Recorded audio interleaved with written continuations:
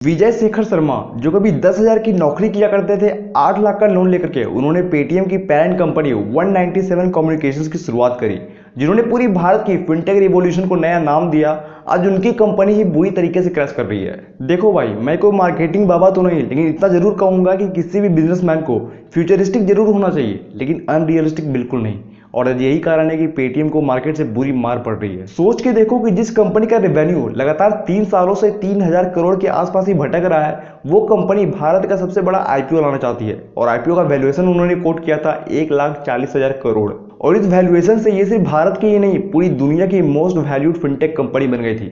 लेकिन ये चीज भी अनरियलिस्टिक नहीं होती अगर पेटीएम का रेवेन्यू लगातार बढ़ रहा होता, या फिर कंपनी लॉस में जाती लेकिन उसका मार्केट शेयर तो बढ़ रहा होता। लेकिन इन सब चीजों से इसका दूर दूर तक कोई नाता ही नहीं था। उल्टा ही कंपनी ने अननेसेसरी बिजनेसेस में डाइवर्सिफाई कर रखा है खुद को, जहां से इनका प्रॉफिट आना तो छोड़ो, रिवेन्यू ग्रोथ भी नहीं दिख पा रहा है। और आज यही कारण है कि जहां इन्होंने अपना मार्केट वैल्यूएशन कोट किया था 1,40,000 करोड़, आज इनका मार्केट कैप 40,000 करोड़ से भी नीचे आ गया है। तो इस बिजनेस केस स्टडी को हम दो पार्ट में डिवाइड करेंगे। सबसे पहला राइज ऑफ पेटीएम, दूसरे में हम बात करेंगे फॉल ऑफ पेटीएम, जिनमें हम इनके 3 मेजर कारणों के बारे में बात करने वाले हैं। साथ ही हम ये भी जानेंगे कि ये जो स्टार्टअप वर्ल्ड है, दिखने में इतना ग्लैमराइज लगता है, लेकिन इनके क्या डार्क सीक्रेट्स हैं।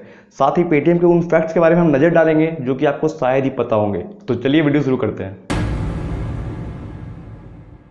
पेटीएम की शुरुआत साल 2010 में करी गई थी। कंपनी शुरुआत में मोबाइल रिचार्जेस, बिल पेमेंट्स में ऑपरेट करने के लिए, अपना मार्केट एक्सपैंड करने के लिए कस्टमर्स को हैवी डिस्काउंट्स और कैशबैक ऑफर्स दे रही थी, वो भी अप टू 50 to 100%। और उसी तेजी से एक्सपैंड करते हुए आज ये ऑनलाइन बुकिंग के बिजनेस में, क्लाउड बिजनेस में, ई कॉमर्स के बिजनेस में, इंश्योरेंस खरीदना हो, पेमेंट्स बैंक चाहिए, पेमेंट गेटवे चाहिए, इक्विटी ट्रेडिंग चाहिए, म्यूचुअल फंड खरीदना है, गोल्ड खरीदना है, यहाँ तक कि फैंटेसी गेम में भी ये अवेलेबल है। पर बात जब मुनाफे की निकल के आए तो सिर्फ एक ही बिजनेस सामने आता है, वो है पेटीएम पेमेंट्स बैंक।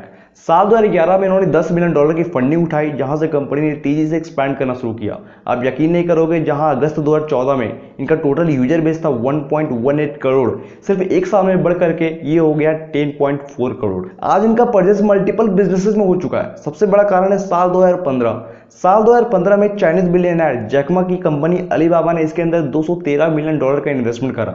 एक फन फैक्ट बता देता हूं कि अलीबाबा ओन्ड जो एंड ग्रुप है, आज इसके अंदर 30% लगभग स्टेक ओन करती है। पर पेटीएम को असली बूस्ट मिला नवंबर 2016 में, जब भारत के अंदर नोटबंदी हुई थी। सभी लोग ऑनलाइन ट्रांजैक्शन की तरफ मूव कर रहे थे। क्यों?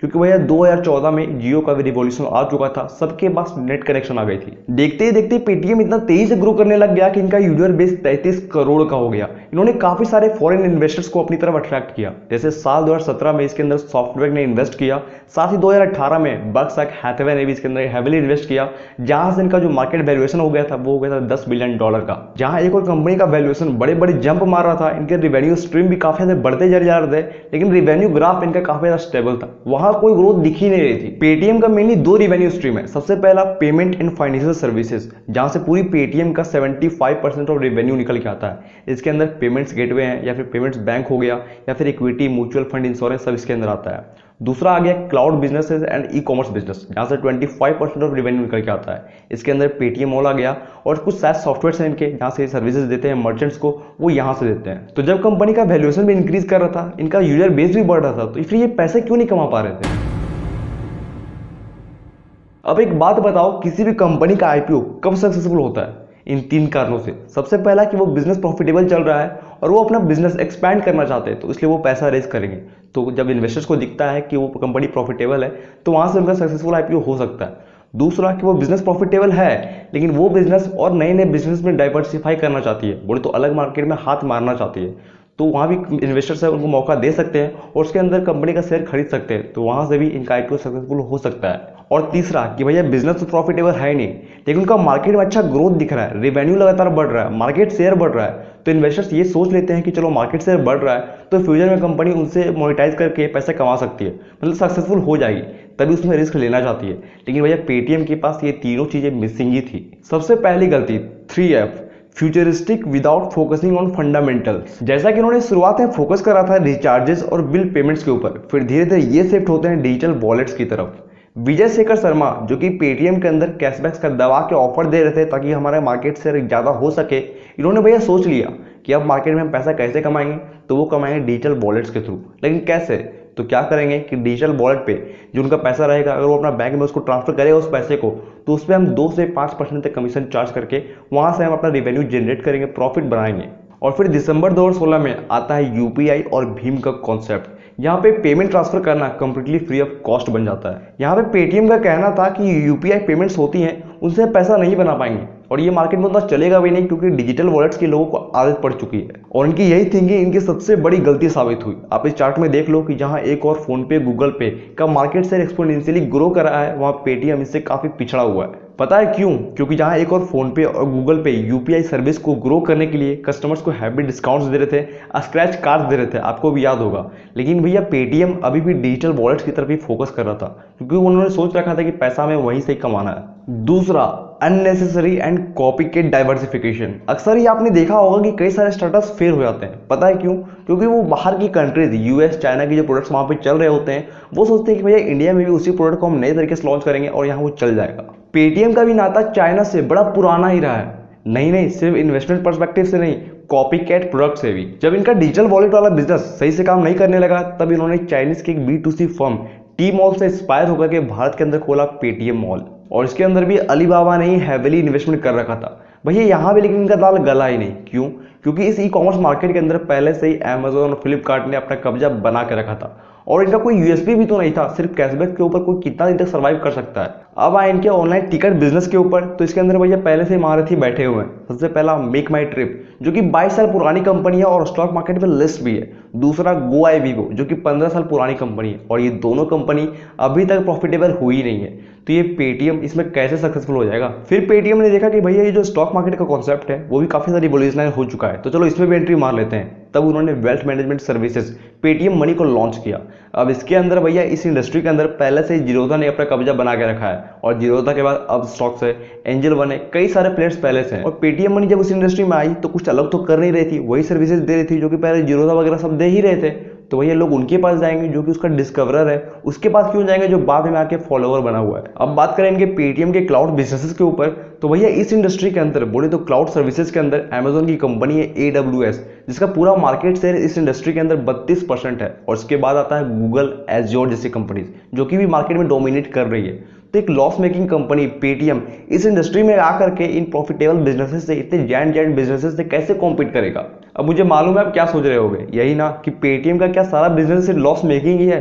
तो नहीं, एक बिजनेस है जो इनका प्रॉफिटेबल चल रहा है, जो कि मैंने शुरुआत में बताया भी था आपको, पेटीएम पेमेंट्स बैंक, जिस पर भी अभी वही एक कांड ही चल रहा है। और दूसरा इसी के अंदर आता है एक फास्टैग का बिजनेस। फास्टैग बिजनेस के अंदर पेटीएम का टोटल मार्केट शेयर 28% से भी ज्यादा का है। लेकिन अब क्या हो रहा है कि आईसीआईसीआई वाले भी क्लेम कर रहे हैं कि इस मार्केट के अंदर अब हम डोमिनेट प्लेयर बनते जा रहे हैं। अब बात करें पेटीएम पेमेंट्स बैंक के बारे में, तो ये कंपनी इनकी प्रॉफिटेबल है और ठीक ठाक ग्रो भी कर रही है। लेकिन अभी बीच में आ गया है आरबीआई का डाटा नॉर्म्स, जिससे बोला जा रहा है कि पेटीएम इससे कॉम्प्लाई नहीं कर पा रहा है। आरबीआई ने इनकी आईटी ऑडिट सिस्टम की रिपोर्ट को देखा, जहां इसमें इनको झोल लगा।